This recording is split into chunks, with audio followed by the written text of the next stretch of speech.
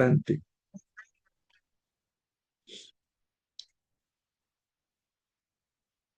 Oramos entonces, hermanos. Bueno, Padre Santo que estás en gloria, una vez más, agradecido, Señor, alabando y glorificando tu nombre por la salud, la vida que nos das, el privilegio de poder estar aquí para estudiar tu palabra. Te pedimos, Señor, que abras nuestros oídos y nuestro corazón a lo que tú nos dejaste ahí revelado, ese mensaje maravilloso de amor que tenemos en tu palabra. Así que ponemos en tus manos este estudio y pues para que tú nos guíes y pues nos digas lo que tienes preparado para nosotros en esta noche. Todo te lo pedimos en el nombre de tu Hijo Jesucristo. Amén. Bueno, vamos a empezar entonces, hermanos, con el estudio de hoy. Vamos a compartir por aquí la presentación.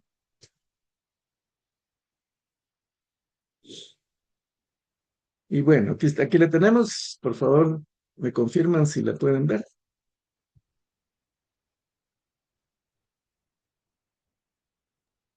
Sí, sí se ve. Gracias. Bueno, nos toca entonces los versículos 12 al 26 de Marcos 14 y pues vamos a empezar leyendo el pasaje. Dice el versículo 12: el primer día de la fiesta de los panes sin levadura, cuando se acostumbraba a sacrificar el cordero de la Pascua, los discípulos preguntaron a Jesús: ¿dónde quieres que vayamos a hacer los preparativos para que comas la Pascua? Él envió a 2 de sus discípulos con este encargo: vayan a la ciudad y les saldrá al encuentro un hombre que lleva un cántaro de agua.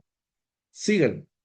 Y ahí donde entre, díganle al dueño: el maestro pregunta, ¿dónde está mi sala en la que voy a comer la Pascua con mis discípulos?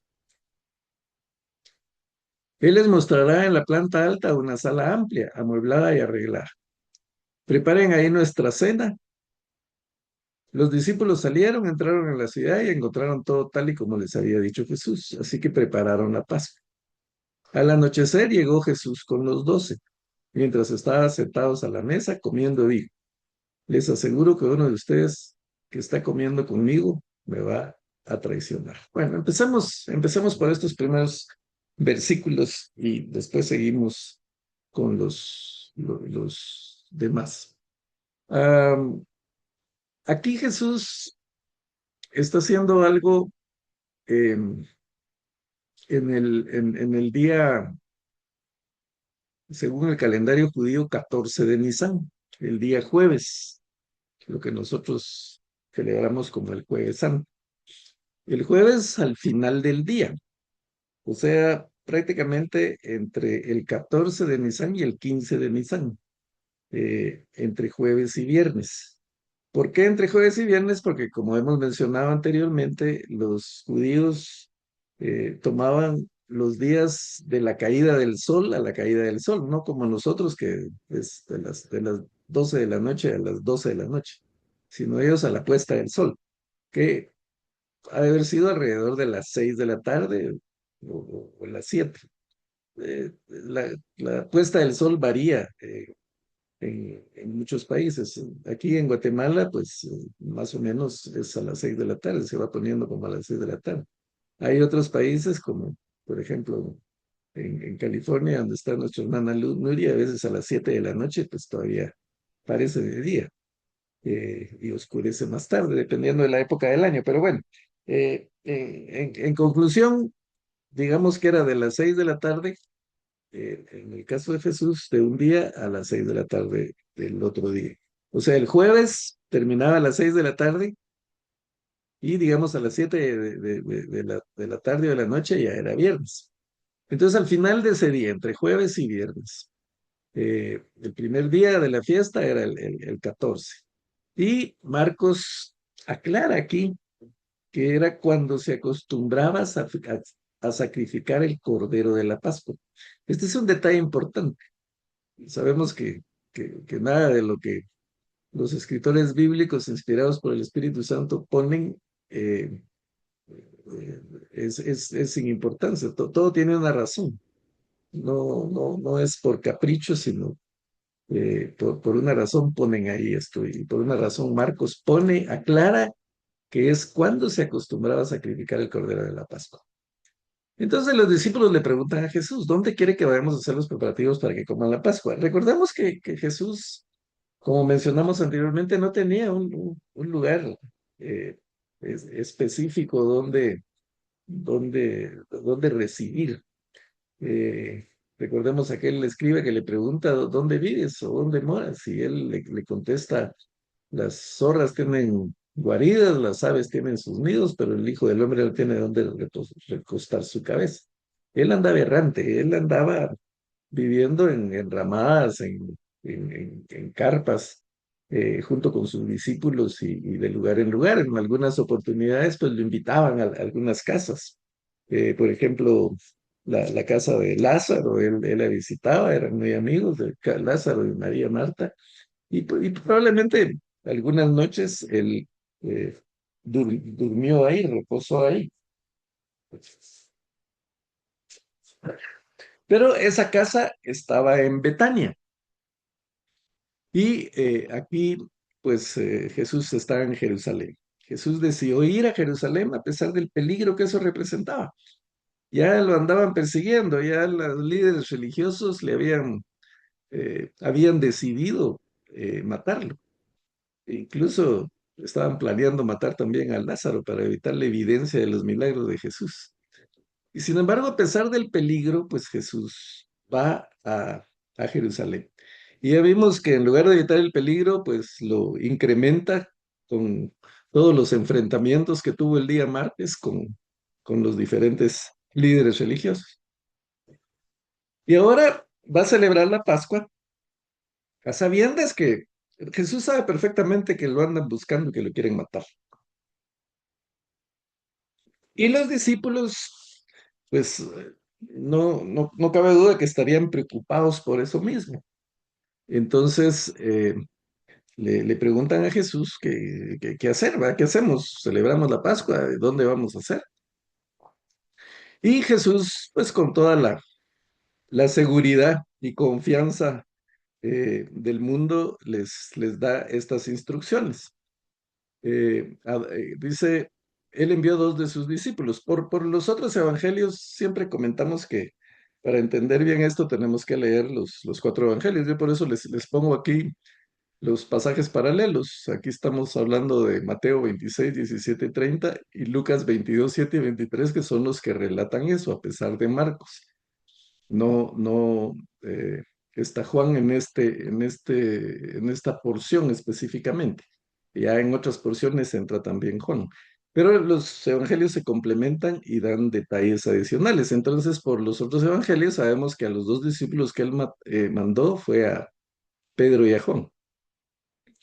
Eh, entonces, van estos dos discípulos a, a cumplir el encargo del Señor. Pero es un encargo curioso y un poco. Yo no sé si los discípulos se sorprendieron cuando el Señor les hace el encargo, pero les dice, vayan a la ciudad y les saldrá de encuentro un hombre que lleva un cántaro de agua. Sabemos que la celebración de la Pascua llegaba alrededor de 1 millón de personas a la ciudad. O sea, ¿qué se imaginan? Era un gentío por todos lados. Entonces, la ciudad estaba abarrotada de gente, difícilmente se podía caminar. ¿Y cómo va a encontrar un hombre con un cántaro en ese montón de gente como encontrar una aguja en un pajar? Por otro lado, las mujeres eran las que transportaban el agua en cántaros, como lo vemos en el pasaje de la mujer samaritana. Y bueno, muchos otros pasajes que hay en la escritura donde se habla de que las mujeres iban a los pozos a recoger agua con cántaros. Los hombres no. Eh, Los hombres no cargaban cántaros. Si te necesitaban llevar agua, pues tenían una especie de cantimploras de piel, que era donde ellos transportaban sus bebidas. Entonces, yo no sé qué pensaron los discípulos, pero no tenemos en las escrituras alguna referencia de que ellos hayan objetado o hayan preguntado, se hayan negado. Simplemente, pues ya conocían a Jesús, ya sabían que él tenía el control de todas las cosas. Y pues eh, después lo relatan en los evangelios y nos dejan ver que obviamente este fue un milagro de Jesús. No, no había forma de que Jesús eh, hablara con un hombre y le dijera, vas a llevar un cántaro para que te identifiquen y vas a estar, yo te llamo por celular, va, para decirte por dónde andan y que se encuentren. O sea, no, no habían celulares, y entre ese montón de gente, aunque Jesús hubiera preparado, el hombre se hubiera perdido entre los miles de personas. Pero los discípulos van y sin ninguna dificultad encuentran a esa persona que llevaba el cántaro, algo así como lo que vemos en la fotografía aquí.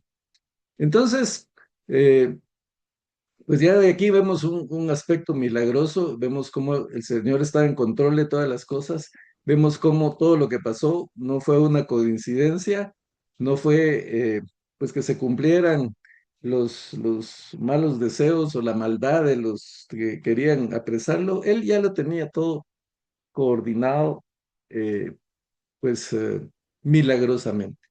Entonces dice, él les mostrará en la planta alta una sala amplia, amueblada y arreglada. Las casas de la época, pues, solían ser pequeñas. Solo la gente con recursos económicos altos, podríamos decir, pues tenían casas así de dos niveles pues con encontrar una casa con una sala amplia, amueblada y arreglada, eh, pues no era como muy común. De hecho, pues podemos ver por las demás referencias que hay que esta pudo haber sido la casa de la mamá de Marcos, de Juan Marcos, que es el que está escribiendo esto, que era hermana de Bernabé, porque es lo que se conoce como el aposento alto, donde después se reunieron los discípulos después de la crucifixión de Jesús. Pero, en fin, ahí está la, la sala, tal como Jesús le había dicho. Entonces ya los discípulos salen probablemente de Betania y entran en la ciudad de Jerusalén y encontraron pues como Jesús lo había dicho. Así que prepararon la Pascua. Ahora, ¿qué era la Pascua? Es importante entender lo que era la Pascua. El significado de la palabra original significa pasar por alto. Pascua significaba pasar por alto, como en inglés Passover, ¿verdad? Más o menos, ese era el significado. ¿Y por qué pasar por alto? Porque recuerden ustedes que cuando Dios manda a Moisés a hablar con el faraón para que libere a su pueblo, el corazón del faraón se endurece, entonces Dios manda pues las plagas que mandó, ¿verdad? Para que pues el mismo faraón, los egipcios y sobre todo el pueblo de Israel se diera cuenta del poder de Dios. Pero la última plaga es la peor de todas, ¿verdad? Que es la muerte de los primogénitos. Eh, a nosotros nos puede parecer algo como muy cruel. Sin embargo, recordemos que la Escritura dice que la paga del pecado es muerte. Realmente todos merecemos la muerte. También dice la Escritura, no hay justo ni aun uno. Entonces, si el Señor realmente ejecutara esa sentencia, pues todos estaríamos muertos en nuestros delitos y pecados. Y entonces sabemos que los egipcios pues era un pueblo pagano, idólatra, tenían muchos ídolos y prácticas paganas. Entonces, y por otro lado, el faraón eh, pues tenía a todos los hebreos eh, en ese tiempo no se había acuñado todavía el nombre de judíos, sino tenía a los hebreos como esclavos. y tratándolos muy mal, construyendo y pues a puro latigazo bueno, en unas condiciones realmente muy malas. Entonces, el Señor pues dice, voy a, voy a matar a los primogénitos, voy a enviar a un ángel para que acabe con todos los primogénitos. Y todos eran todos. O sea, los hebreos también tenían hijos, también tenían primogénitos. Y entonces, si el Señor hubiera ejecutado esta sentencia parejo, pues también los primogénitos de los hebreos hubieran muerto. Pero él les da una vía de escape. Él les da una forma de que la tragedia no los alcance a ellos.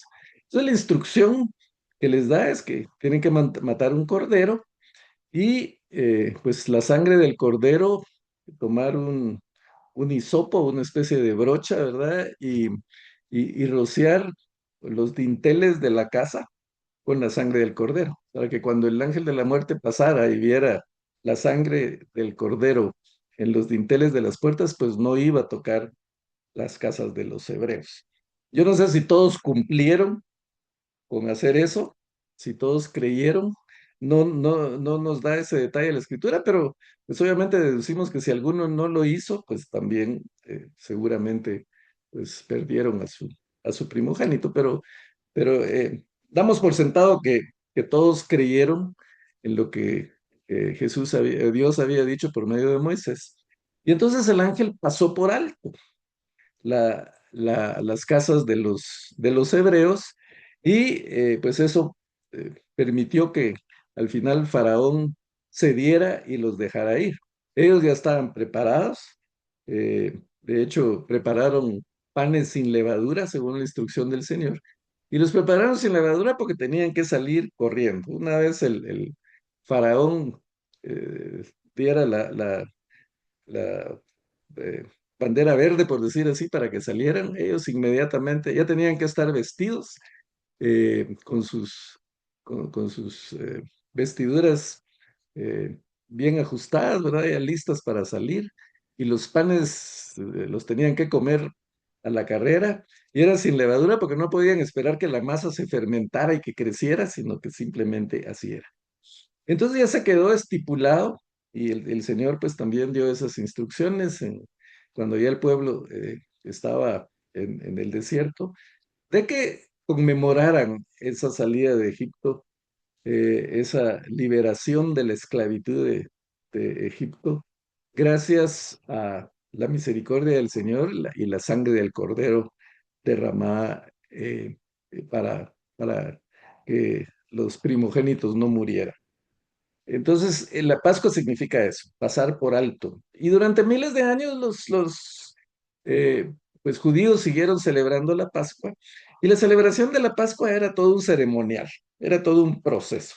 Más o menos, hacían ciertas cosas, dividían la cena esta pascual, la dividían en cuatro etapas eh, y ponían cuatro copas de vino en la mesa diluidas con agua y al final de cada etapa, que de cada proceso, pues tomaban una copa de vino.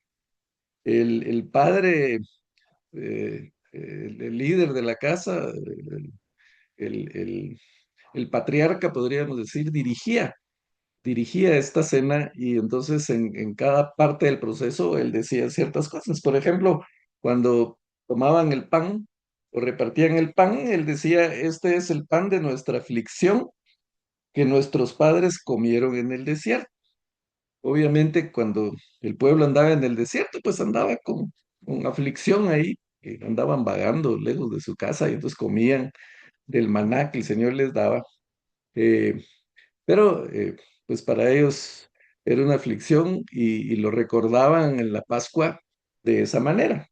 Y así iban con cada uno de los procesos, daban gracias, eh, mencionaban, por ejemplo, bendito seas tú, soberano del mundo, que nos das el pan de la tierra. Y así, en cada parte del proceso que iban haciendo, el padre de familia pues iba siguiendo el procedimiento. Había algo muy bonito que ya mencionamos anteriormente, el famoso Dayenu, en donde ellos recordaban todo lo que había pasado desde su salida de Egipto y aprovechaban para agradecer al Señor y decir, resaltar todo lo que el Señor ha hecho. Por ejemplo, decían, si tú nos hubieras liberado de Egipto, pero no nos hubieras permitido pasar el Mar Rojo, hubiera sido suficiente.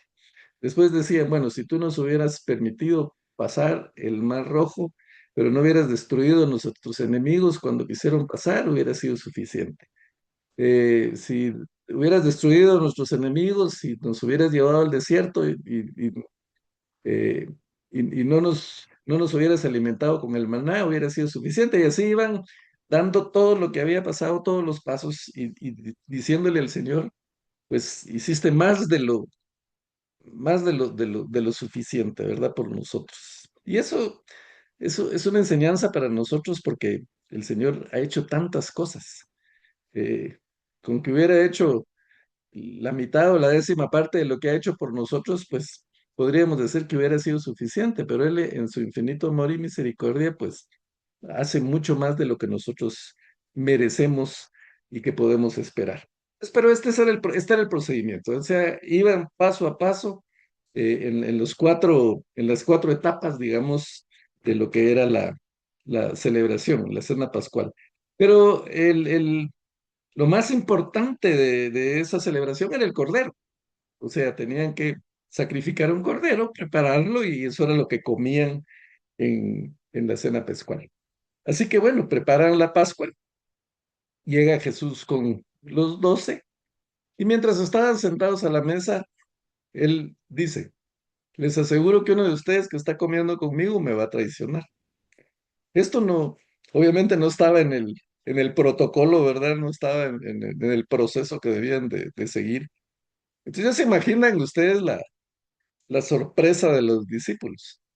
Eh, por los otros evangelios vemos que no solo fue sorpresa, sino una especie, bueno, estrés, agonía por lo que Jesús está diciendo, preocupación, incluso pues probablemente empezaron a discutir entre ellos y lo que preguntan es, ¿seré yo maestro? Eh, tal vez una traducción más eh, adecuada de lo que ellos decían es verdad que no soy yo maestro, o sea, ellos querían que ninguno quería ser el que el Señor estaba traicionando, o el que estaba traicionando al Señor, perdón, a su maestro. Y en cierta forma, eh, pues ellos dudan de sí mismos, porque, como decir, ¿será que yo soy capaz de traicionarte? Ellos sabían la sabiduría de Jesús, que él conocía los corazones de cada uno.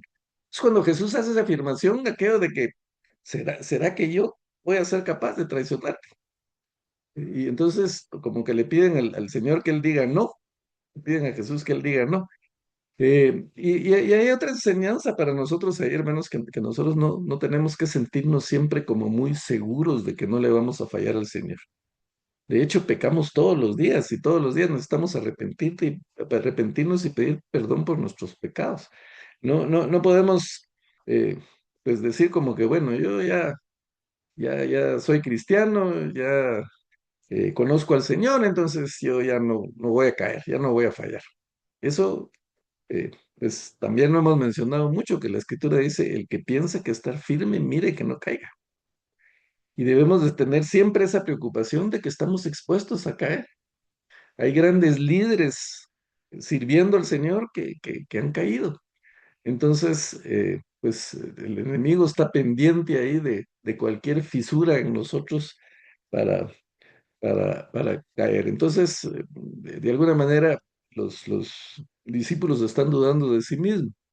Eh, Pedro cometió el error, él le aseguró al Señor, aunque todos te abandonen, yo no te abandonaré.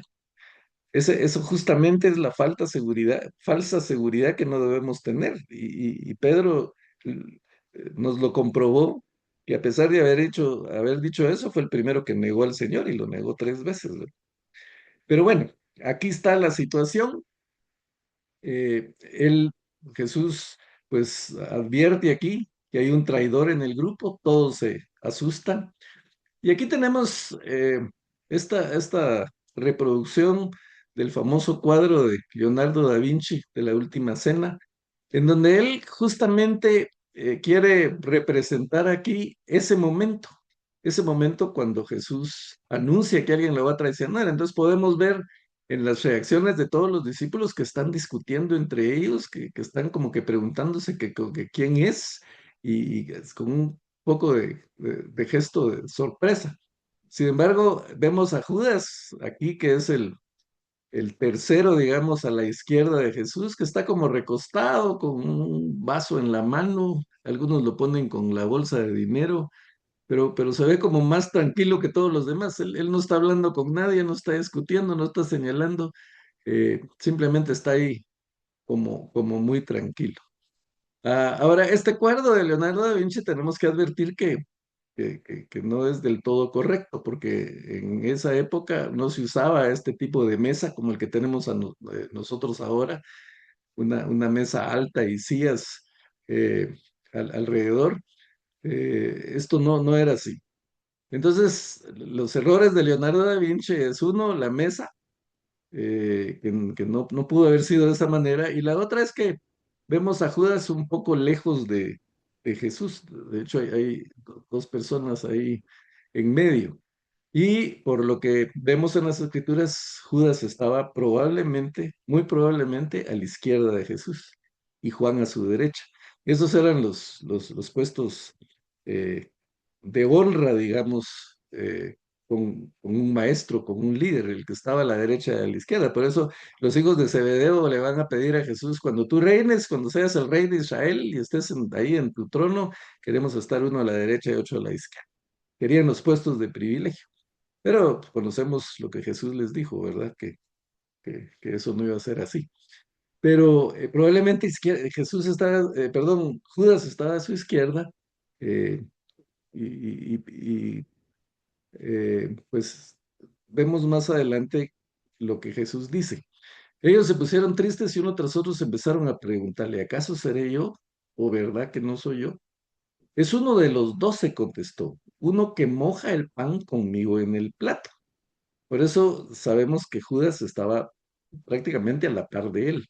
¿Por qué? Porque en la mesa se ponían unos tazones con frutos secos, con jugos ahí, especies, para que pues los comensales mojaran en esos tazones su pan. Y los tazones se ponían pues más o menos para 3 o 4 personas, ¿verdad? Habían eh, un tazón para cada 3 o 4, entonces probablemente habían unos cuatro tazones en la mesa, y pues mojaban todos el pan en el plato. No existían tenedores ni cucharas, nada de eso. Lo tomaban con la mano, y la forma en que se sentaban es la que vemos aquí en la ilustración. Era una mesa bajita, prácticamente al nivel del suelo. Se ponían cojines a los lados, y los comensales se sentaban recostados sobre su brazo izquierdo. O sea, el brazo izquierdo lo recostaban en la mesa probablemente, y la mano derecha la tenían libre para tomar los elementos que se consumían, el pan, el vino, el cordero, etcétera. Entonces, pues Judas, como ya dijimos, ha de haber estado a la par de Jesús para poder mojar su pan en ese tazón junto junto con Jesús y probablemente junto con Juan. Y entonces, por eso Jesús dice, uno que moja conmigo en el plato. Ahora, hemos dicho que el sacrificio de Cristo estaba planificado por Dios desde antes de la fundación del mundo, como vimos los pasajes en Apocalipsis, y que se profetiza eso. Nada de esto pasó por casualidad. Y lo vemos eh, en el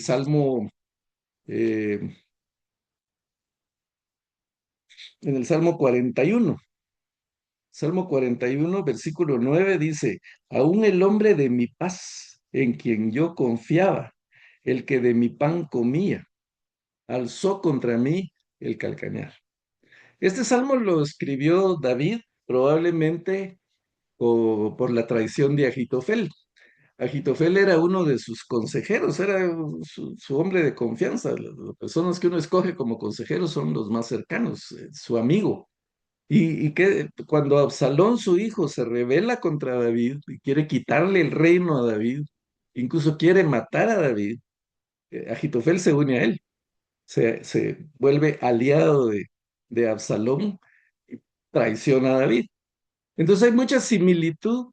Bueno, primero el Salmo, David está escribiendo esto hablando de Agitofel, pero él no sabe que realmente es un salmo profético. Él está profetizando lo que iba a pasar con Jesús. Y Jesús menciona esto para demostrar que todo el Antiguo Testamento había anunciado lo que él iba a hacer, para demostrar que todo estaba planeado para el Padre, por el Padre, para demostrar que eso no era una casualidad. Y entonces hay mucha similitud entre Judas y Agitofel, porque, por ejemplo, Agitofel también se ahorcó, como Judas, después de su traición. Los dos se ahorcaron, los dos traicionaron a su líder, a pesar de ser muy cercanos a él. Eso nos demuestra cómo el Señor pues tiene el control de todas las cosas y todo estaba planeado. Alrededor de 1000 años antes o 700 años antes escribe David esto. Eh, y entonces ahí vemos cómo Jesús lo ratifica. Y dice, el Hijo del Hombre se irá, tal como está escrito de él, pero hay de aquel que lo traiciona. Más le valdría al hombre, más le valdría a ese hombre no haber nacido. Eso significa, mis hermanos, que Judas actuó por su propia voluntad.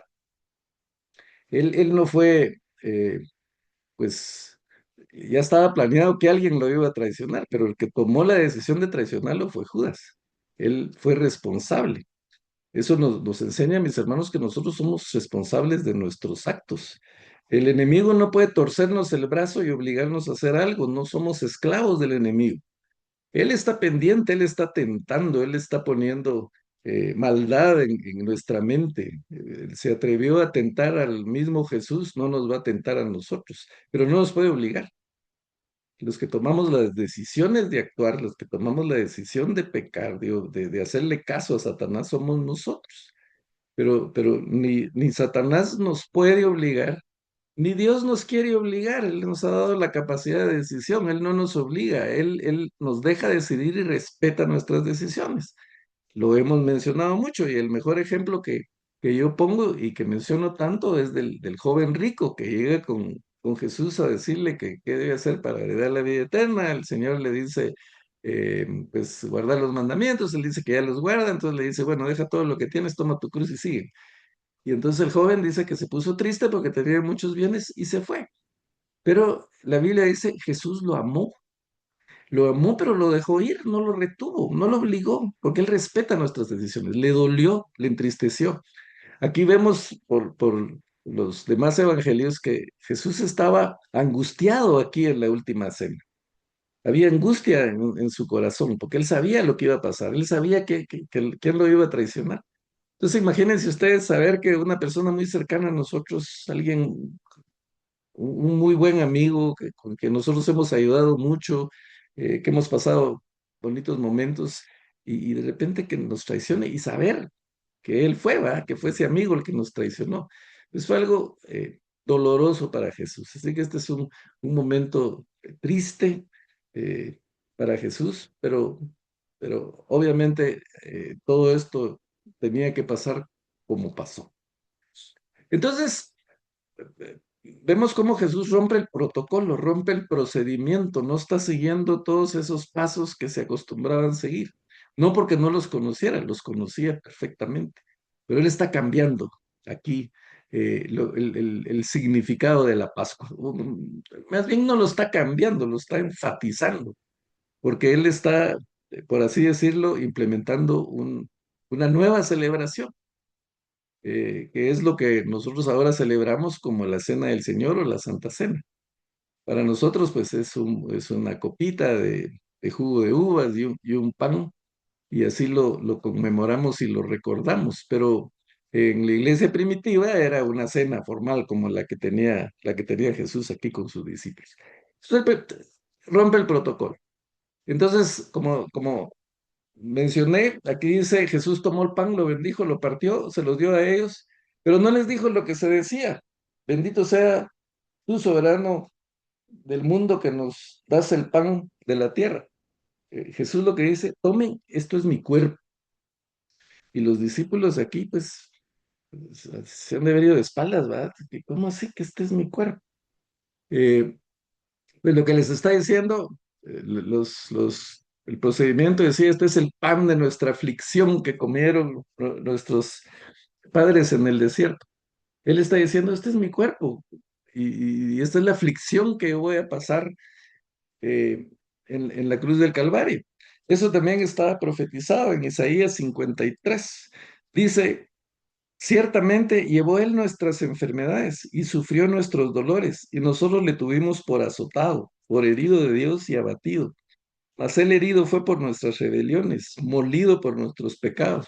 El castigo de nuestra paz fue sobre él, y por su llaga fuimos nosotros curados. Todos nosotros nos descarriamos como ovejas, cada cual se apartó por su camino, mas Jehová cargó en él el pecado de todos nosotros.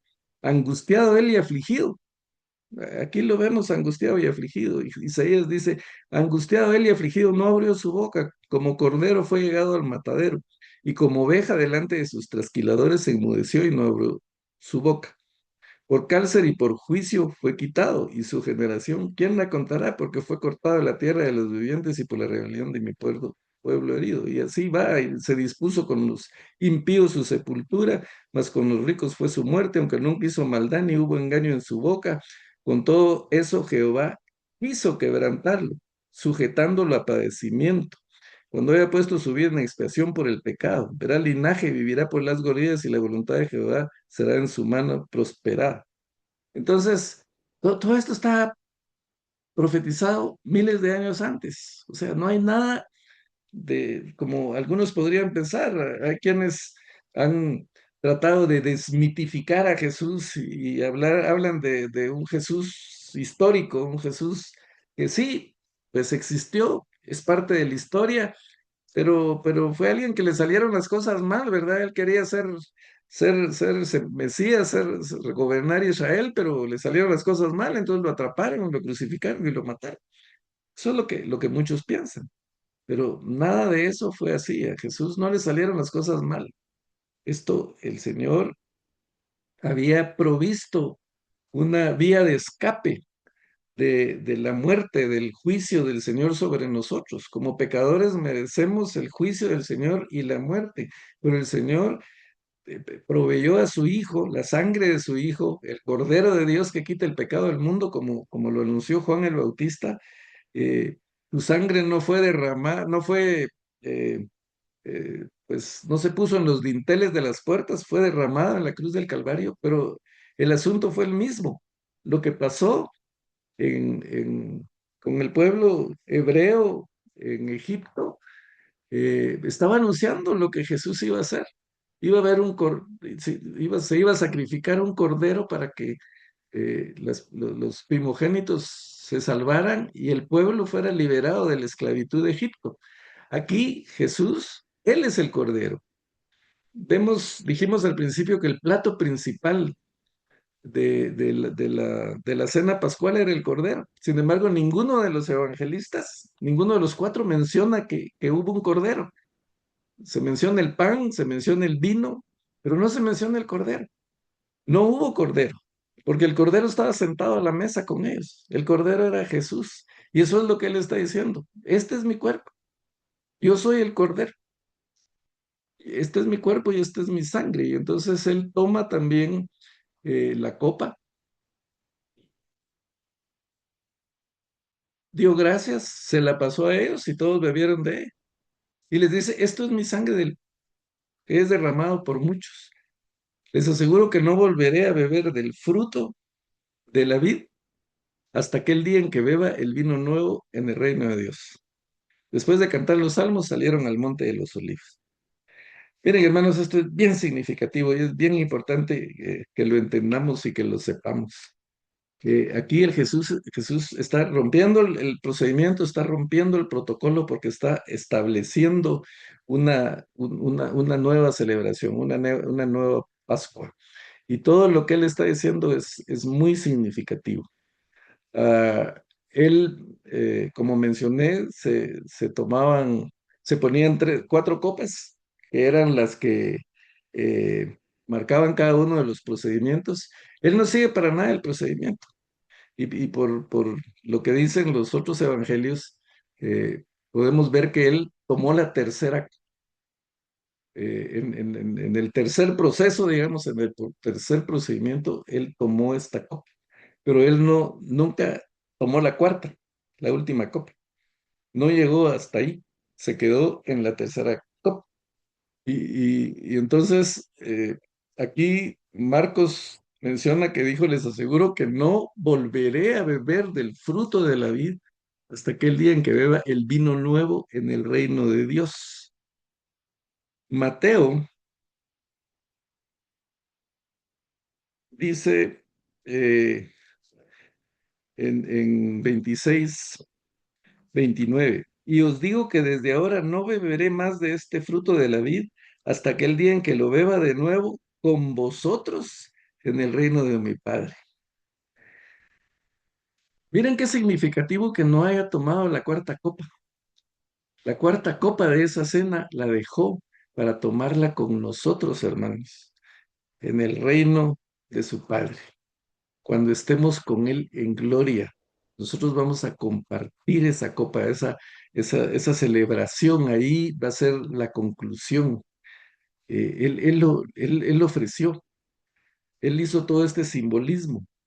Otra de los protocolos que rompió, podríamos decir que la cena pascual era una cena familiar. Las familias se reunían a celebrar la Pascua porque en Egipto fueron las familias que se reunieron eh, a matar el cordero y a comerlo antes de salir de Egipto. Entonces, el Señor rompió ese procedimiento, no lo hizo la cena pascual con su familia, con sus hermanos, sabemos que tenía hermanos y con su madre, sino con sus discípulos. Eh, y eso significa que Él está formando una nueva familia, la familia de la fe, la familia a la que nosotros pertenecemos. Somos parte de la familia del Señor. Entonces, vemos el significado tan hermoso eh, que tiene toda esta celebración. Y por eso nosotros celebramos la cena del Señor, ¿verdad? Y Pablo dice, yo les doy lo que recibí del Señor, que el día que Jesús reunió a sus discípulos, tomó pan y se repite todo esto en la Santa Cena y cuando tenemos esa celebración. Eh, entonces, pues es maravilloso saber, es maravilloso entender que el Señor ha ido a prepararnos lugar y que Él está esperando ese día maravilloso cuando va a concluir esa cena, ese nuevo pacto, porque Él está estableciendo un nuevo pacto. Ya no es el antiguo pacto que exigía que se sacrificaran corderos, ovejas, bueyes, palominos para perdón de los pecados o para cubrir los pecados. Él se ofreció a sí mismo como el Cordero Pascual una sola vez y para siempre para perdonar todos nuestros pecados. Ese es un nuevo pacto. Y los pactos en la época de Jesús se hacían, eran literalmente pactos de sangre, porque cuando dos personas iban a firmar un contrato, digamos, legal o hacer un pacto, lo que hacían era que partían un animal en dos pedazos y ponían uno de las mitades del animal del lado derecho y la otra mitad del lado izquierdo. Y los que estaban firmando el pacto o haciendo el pacto pasaban en medio de ese animal porque Era un simbolismo para decir, si yo falto a este pacto, si yo no cumplo este pacto, pues lo voy a pagar con mi sangre, e incluso con mi vida. Y es lo que Jesús está haciendo, está firmando ese pacto, el cual Él va a cumplir eh, y derramando su sangre en la cruz del Calvario. Vemos todo ese simbolismo y no hemos hablado, no vamos a hablar por tema de tiempo de la oración de Jesús ahí en la Santa Cena. Él hizo cosas muy hermosas ahí. Primero, lavarle los pies a los discípulos, eso fue un acto de amor, un acto de humildad, y le lavó los pies a Judas, sabiendo que él lo iba a traicionar. Imagínense lo que Judas pudo haber sentido. Eh, Sin embargo, pudo más la ambición de Judas. Como dijimos, Judas actuó bajo su propia responsabilidad. Fue su decisión el traicionar a Jesús. Y lo que pasa es que Judas era muy ambicioso. Los demás discípulos también. Todos ambicionaban gobernar junto con Jesús en Israel. Pero tal vez el más ambicioso era Judas. Y tal vez fue el primero que entendió lo que Jesús dijo, que Jesús estaba anunciando que tenía que morir, que lo iban a apresar. Fue tal vez el primero que entendió eso. Entonces, él dijo, yo no quiero un líder así. Yo ando detrás de Jesús porque yo quería gobernar con él. Entonces, si me va a decepcionar, si va a hacer eso, pues mejor lo traiciono. Estoy especulando, eso no lo dice la Escritura, pero eso es lo que Judas pudo haber pensado. Por eso Jesús dice, esto tenía que ser así, pero hay del que me traicione. O sea, eso significa que esa persona está tomando su decisión. Judas está tomando su decisión. Y eso nos enseña la responsabilidad que nosotros tenemos. No estamos predestinados para condenarnos, ni predestinados para salvarnos, ni predestinados para hacer el bien o para hacer el mal. Es nuestra decisión. El regalo de la salvación es por gracia del Señor, es para todos, pero nosotros decidimos si lo tomamos o no lo tomamos. Entonces, al final cantan los salmos y salen al Monte de los Olivos. ¿Qué salmos cantan? Pues cantan el Jalel, el famoso Jalel, que era los salmos 113 al 118. Entre esos salmos, pues está el que dice, Hosana, el que viene en el nombre del Señor, que fue lo que le gritaban las multitudes a Jesús en su entrada a Jerusalén. Y probablemente en la entrada a Jerusalén de Jesús, las multitudes iban cantando esos salmos porque se acostumbraba recitar esos salmos, ¿verdad? O cantarlos como una especie de adoración durante la Pascua. Ahora, recordemos que Marcos dice al principio, era la noche en que se sacrificaba el Cordero Pascual. Los líderes religiosos no querían que apresaran y matar a Jesús durante la Pascua porque temían de que las multitudes fueran a hacer algún eh, manifestación, podríamos decir, o oponerse a la captura de Jesús. Eh, pero no pudieron evitarlo.